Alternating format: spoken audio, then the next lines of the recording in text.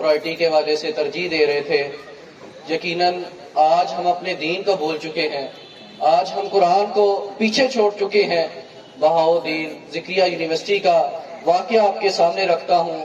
ہمارا ideology of Pakistan کے اوپر سیمینار تھا. تقریباً ہماری معمول کی عادت ہے, ہم نے ان سے پوچھا, آپ پوری کلاس تقریباً 400 کی تعداد بیٹھی ہوئی تھی. ہم نے پوچھا کتنے بھائی ہیں جنہوں نے قرآن کے 5 پارے ترجمہ تفسیر کے ساتھ پڑھے ہیں. یقیناً ان میں سے 4-5 ہاتھ کھڑے ہوئے, اور ان میں سے ایک وہ بھائی بھی تھا جو کہتا ہے میں اپنی بات رکھنا چاہتا ہوں. ہم نے کہا جی بتلائیے.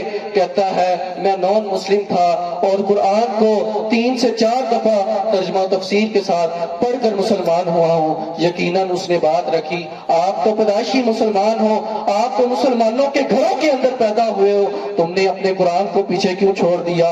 آپ کے سامنے وَاتَّصِمُوا بِحَبْلِ اللَّهِ یہ بات رکھ رہے تھے محترم سیف اللہ صاحب کہ اللہ کی رسی کو مضبوطی سے تھام لو. آج کفر چاہتا ہے کہ وہ تمہیں توڑ دے, تمہیں بے روی کا شکار کر دے, تمہیں کسی اور ٹریک کے اوپر لگا دے. یقیناً آج وہ کیا سے کیا حربے اختیار کر رہا ہے.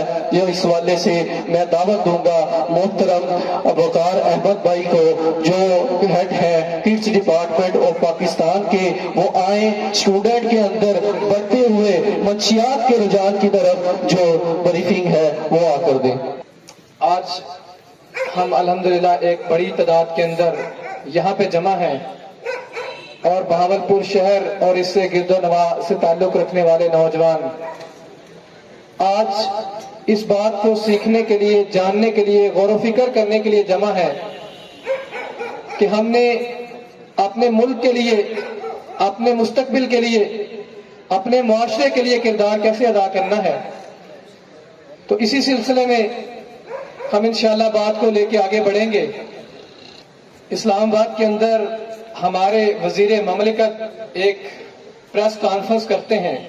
آپ سب کی نظر سے وہ پریس کانفرنس گزری ہوگی, اور وہ اسلام آباد کی سچویشن بتاتے ہیں کہ اسلام آباد کے اندر پرائیویٹ تعلیمی اداروں میں, سکولز کے اندر 70% لڑکیاں اور 45% لڑکے اس وقت نشے کا شکار ہیں. خبر آتی ہے پشاور یونیورسٹی کے اندر نشہ عام ہو رہا ہے. خبر آتی ہے کہ ملک کے پاکستان کے تعلیمی اداروں کے اندر نشے کو عام کیا جا رہا ہے. قائد اعظم یونیورسٹی اسلام آباد کی ایک معروف یونیورسٹی کے بارے میں خبر آتی ہے کہ 16 دن وہ یونیورسٹی بند رہی. یونیورسٹی کے اندر نشہ بہت زیادہ عام ہو گیا, اور اس صورتحال کو دیکھتے ہوئے یونیورسٹی کی انتظامیہ نے یونیورسٹی کو بند کرنے کا پلان بنایا. آپ سب اس صورتحال سے بخوبی واقف ہیں, اس پہ زیادہ تفصیل میں جانے کی بات نہیں. تو جس پاکستان وہ قوم ہے, وہ ملک ہے جس کے اندر الحمدللہ ہمارے پاس یوتھ کا ایک بہت بڑا پوٹینشیل موجود ہے. مغربی ممالک کی بات کی جائے جن کی معیشت کے دنیا کے اندر بڑے چرچے ہیں, وہاں پہ آپ کو پینشن لینے والے وہ زیادہ تعداد کے اندر نظر آئیں گے, اور جاب کرنے والے کم تعداد کے اندر نظر آئیں گے.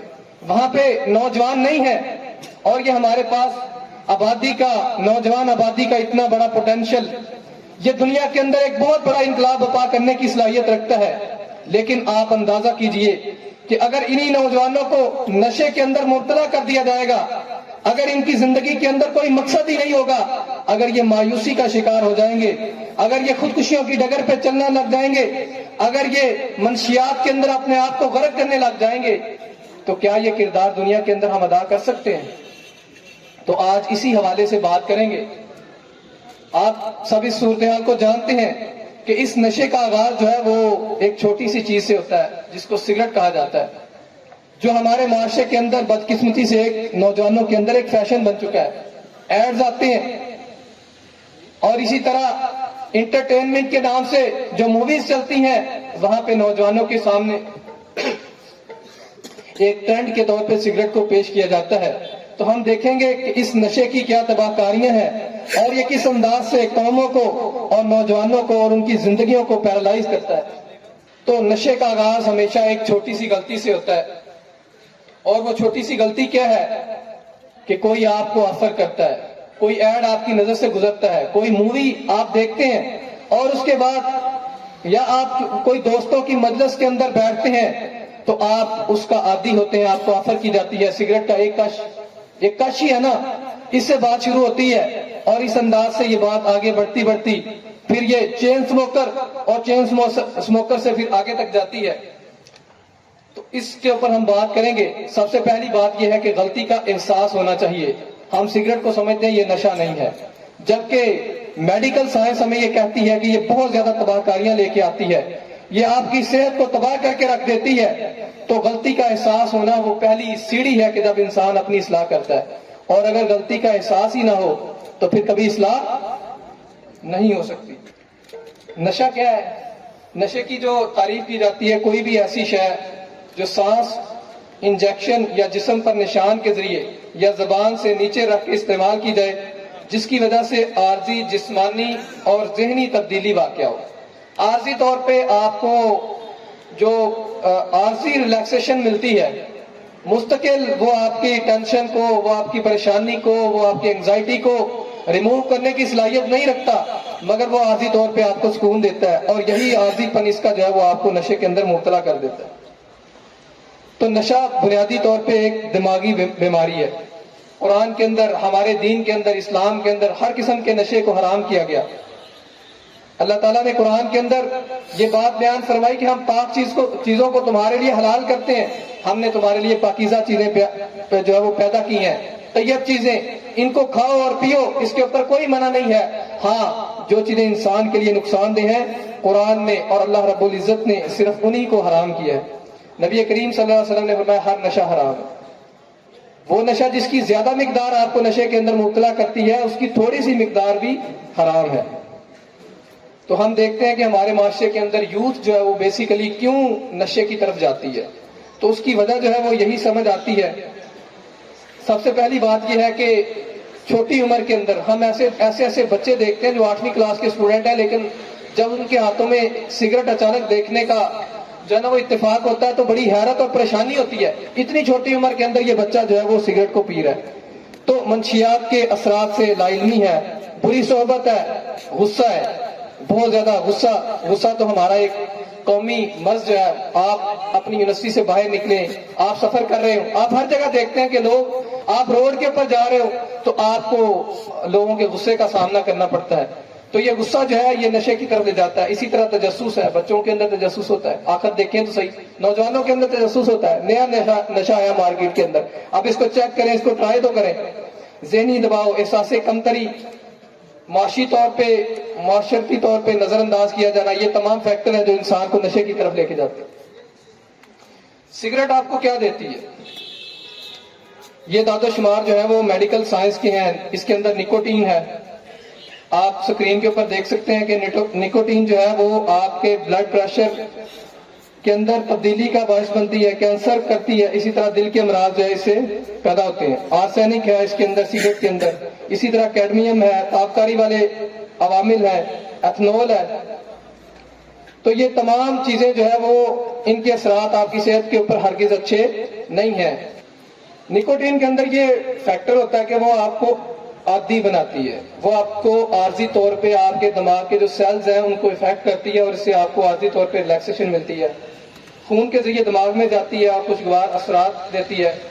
اور یہی خوشگوار اثرات جو ہوتے ہیں وہ انسان کو اس کی عادت کے اندر مبتلا کر دیتے ہیں. اور پھر بندہ جو ہے وہ کہتا ہے کہ اگر میں سگریٹ نہ پیوں تو میرا گزارا نہیں ہے، مجھے کھانسی بہت زیادہ ہوتی ہے، میرے پھیپھڑوں کے مسئلے بن جاتے ہیں. تو یہ اس انداز سے یہ آپ کی مجبوری بن جاتی ہے سگریٹ پینا. اور اسی طرح تمباکو نوشی جو ہے وہ کینسر کا ذریعہ بنتی ہے. چند دن پہلے ایک پوسٹ نظر سے گزری کہ کسی نے سوال کیا کہ دجال جو ہے اس کے بارے میں حدیث کے اندر آتا ہے کہ اس کے چہرے کے اوپر جو ہے نا وہ کافر کا لفظ لکھا ہوگا، تو پھر لوگ اسے کیوں فالو کریں گے، لوگ اس کی بات کیوں مانیں گے، اس کے چہرے کے اوپر یہی کافر لکھا ہوگا. تو جواب دینے والے نے اس کا جواب دیا کہ سگریٹ کی جو ڈبی ہوتی ہے اس کے اوپر بھی یہ لکھا ہوتا ہے کہ یہ آپ کے لیے نقصان دہ ہے، اس کے اندر کینسرس جو ہے نا وہ ایلیمنٹس ہیں، لیکن اس کے باوجود لوگ اسے کیوں پیتے ہیں. تو یہ سگریٹ کے نقصان یہ اس کے اوپر موجود ہوتے ہیں. دل اور پھیپھڑے آپ کے جو ہے نا وہ دل کی سرکولیشن، بلڈ پریشر، خون کی نالیوں کے اندر نکوٹین کا جمع ہو جانا، اور اسی انداز سے آپ کے جو پھیپھڑے ہیں جو آپ کو پیور آکسیجن جو ہے نا وہ آپ کے خون کو پرووائڈ کرتے ہیں وہ افیکٹ ہو جاتے ہیں. اور یہ چیزیں ہم یہ تصاویر دیکھتے ہیں سگریٹ کے اثرات کے حوالے سے. تو کام کہاں سے شروع ہوتا ہے؟ سب سے پہلے تجربہ ہے، پھر اس کے بعد مستقل استعمال ہے، پھر اس کے بعد جو ہے وہ حد سے زیادہ استعمال ہے، اور حد سے زیادہ استعمال کے بعد پھر عادی ہو جانا، پھر مجبوری بن جاتی ہے، اور پھر بات یہیں پہ محدود نہیں رہتی بلکہ آگے جو اس کے اگلے سٹیپ پہ انسان پہنچ جاتا ہے، پھر اگلے نشوں کو استعمال کرنا شروع کر دیتا ہے۔ نشے کے صحت کے اوپر اثرات کیا ہوتے ہیں؟ چڑچڑا پن ہے، ذہنی دباؤ ہے، تھکاوٹ جسم کو محسوس ہوتی ہے، فریب خیالی کے اندر انسان مبتلا ہوتا ہے۔ ہمارے ادھر ایک جو ہے نا وہ نشئی تھا، تو اسے وہ کہنے لگا کہ آرمی جو ہے نا ویسے ہی پاکستان کے ساتھ کشمیر کو ملانے کے لیے کام کر رہی ہے، کشمیر کے حوالے سے ایسے ہی جو ہے نا وہ اتنا بڑا کام ہو رہا ہے جہاد کا اور باقی چیزوں کا، آپ ہمیں 2 کلو جو ہے نا وہ پاؤڈر لا کے دیں، ہم آپ کو چند دنوں کے اندر کشمیر فتح کر دیں گے۔ تو انسان کی باتیں جو ہے وہ بدل جاتی ہیں، اس کے ذہن کے اوپر افیکٹ ہوتا ہے، فریب خیالی کے اندر انسان مبتلا ہو جاتا ہے۔ اسی انداز سے تذبذب ہے، کانفیڈنس جو ہے وہ جاتا رہتا ہے۔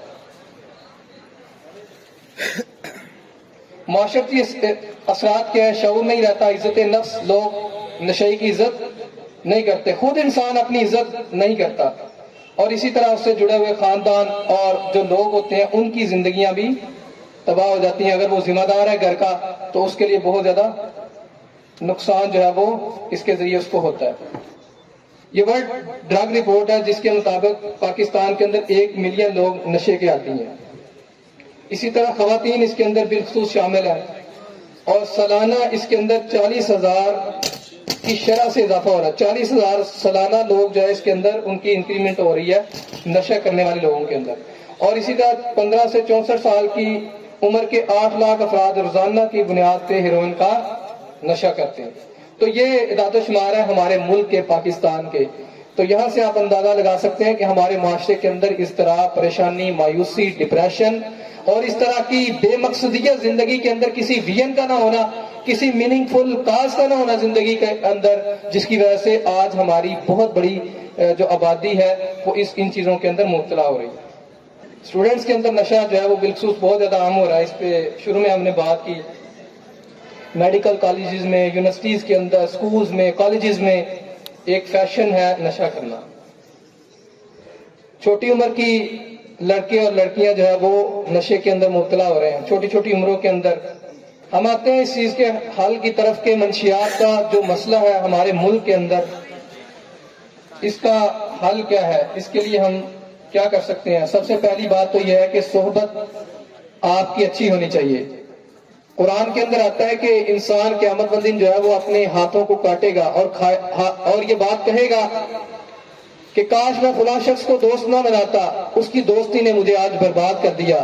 مجھے پتا تھا اسلام کا، مجھے پتا تھا دین کا، مجھے اپنی ذمہ داریوں کا پتا تھا، لیکن میرے اس دوست نے مجھے اس راستے سے ہٹا دیا اور میں آج اس کی وجہ سے جہنم کے اندر جا رہا ہوں۔ اسی طرح نبی کریم صلی اللہ علیہ وسلم نے فرمایا الرجل علی دین خلیلی، انسان اپنے دوست کے دین پہ ہوتا ہے۔ ہم جس طرح کے ہمارے دوست ہوتے ہیں، ہماری سوچ اسی انداز کی ہوتی ہے۔ تو ہر کسی کو چاہیے کہ وہ اس بات کے اوپر غور و فکر کرے کہ اس کی کمپنی کیسی ہے۔ اگر اچھے لوگوں میں بیٹھیں گے تو کوئی کردار معاشرے کے اندر ادا کر جائیں گے، اور اگر مجلس آپ کے پاس بیٹھنے والے لوگ ان کے اندر مایوسی ہے، مایوسی کا شکار ہے، گناہوں کا شکار ہے، زندگی کے اندر کوئی مقصد نہیں ہے، تو ان کی کمپنی کا آپ کے اوپر بھی اثر ہوگا، اور آپ بھی کوئی کردار معاشرے کے اندر ادا نہیں کر سکیں گے۔ آپ کا سوشل سرکل ہونا چاہیے، لوگوں سے ملنا اچھے مقاصد کے لیے۔ نبی کریم صلی اللہ علیہ وسلم نے فرمایا، صحبت کے حوالے سے ہم نے بات کی کہ دوستی جو انسان کو افیکٹ کرتی ہے، اور اسی طرح رسول اللہ صلی اللہ علیہ وسلم نے فرمایا کہ اللہ تعالیٰ کو ایسا مومن پسند ہے جو زیادہ لوگوں میں گھلتا ملتا ہے۔ جب آپ تنہائی کا شکار ہوتے ہیں، جب آپ لوگوں سے کٹ جاتے ہیں، آپ کے پاس لوگوں سے ملنے کا کوئی مقصد نہیں ہوتا، آپ کا سوشل سرکل ختم ہو جاتا ہے، تو آپ رفتہ رفتہ آپ جو ہے وہ نشے کی طرف جانا شروع کر دیتے ہیں۔ تو اپنے آپ کو سوشل بنائیں۔ ایسا شخص اللہ کو پسند ہے جو زیادہ لوگوں میں گھلنے ملنے والا ہے، لوگوں کے کام آتا ہے، ان کی پریشانیوں کو دور کرتا ہے، اس کو تکالیف ملتی ہیں اس پہ وہ صبر کرتا ہے، اس بندے کی بجائے جو لمیٹڈ سرکل رکھتا ہے، جو لوگوں سے گھلتا ملتا نہیں ہے۔ اپنے حلقہ احباب کو وسیع کریں۔ تو تو اس چیز سے بچنے کا حال یہی ہے کہ پہلی بات تو یہ ہے کہ آج جس پہ ہمارے مقررین جو آپ کے سامنے موجود ہیں انشاءاللہ وہ گفتگو کریں گے کہ ہماری زندگیوں کے اندر کوئی مقصد ہونا چاہیے. سب سے بڑی بات یہ ہے کہ ہماری زندگی کے اندر کوئی میننگ فل گول نہیں ہے. تو اس کی وجہ سے اور مایوسی ہے بے مقصدیت کی وجہ سے، اور نوجوان ہمیں نشے کے اندر مبتلا ہوتے ہوئے نظر آتے ہیں. تو ہمیں اپنے آپ کو سوشل بنانا چاہیے. رکا ہوا پانی اس کے اندر بدبو آتی ہے، اور وہ پانی جو چلتا رہتا ہے اس کے اندر زندگی بھی ہوتی ہے اور اس سے لوگ فائدہ بھی اٹھاتے ہیں. ورزش کو اپنا معمول بنائیں، صحت مند سرگرمیوں کے اندر حصہ لیں. آپ کی زندگی کے اندر کوئی پروڈکٹیو کاز ہونی چاہیے اور اس کے لیے آپ کو کام کرنا چاہیے. سکون دلوں کو کیسے ملتا ہے؟ لوگ سکون کے لیے نشہ کرتے ہیں، لیکن اللہ رب العزت قرآن کے اندر کہتے ہیں الا بذکر اللہ تطمئن القلوب، کہ اللہ کے ذکر سے ہی دلوں کو سکون ملتا ہے. سکون کا ذریعہ کوئی اور چیز نہیں ہے. تو ہم اللہ کے ذکر کو اپنائیں. زندگی کے اندر کوئی بامانی گول ہونے چاہیے جن کے لیے ہم کام کریں. آج کتنے مسائل ہیں پاکستان کے اندر، جس جگہ پہ جتنے مسائل ہوں وہاں پہ کام کرنے کی اپرچونٹیز بھی اتنی زیادہ ہوتی ہیں. تو ہم اپنی زندگی کو مقصد کے ساتھ جوڑ لیں. تو یہ چند گزارشات آپ کے سامنے رکھیں. تو ہمیں اپنے معاشرے کے اندر نوجوانوں کو، آپ اگر خود اس چیز کے اندر مبتلا ہے تو اس بات کا عہد کریں کہ میں نے ہر قسم کے نشے سے اپنے آپ کو نجات دلانی ہے. اور میرے ارد گرد جو لوگ موجود ہیں، آج ہمارے معاشرے کے اندر کیا ٹرینڈ ہے؟ کسی کو چھوڑو نہ، اپنا چھوڑو نہ. جو لگا جہاں پہ لگا رہنے دو. کوئی جو ہے نا وہ برائی کے اندر مبتلا ہے، کوئی جو ہے وہ نقصان اٹھا رہا ہے، تو تمہیں اس بات کی فکر نہیں ہونی چاہیے. آج ہماری زندگیوں کے ٹرینڈ یہ ہو چکے ہیں. تو ہمیں اپنے معاشرے کے لیے کام کرنا ہے. ہمارے ارد گرد جو لوگ اس نشے کے اندر مبتلا ہیں، ہم نے ان کی بحالی کے لیے، ان کو اس لت سے نجات دلانے کے لیے ہم نے اپنا کردار ادا کرنا ہے. اللہ تعالیٰ مجھے اور آپ کو عمل کی توفیق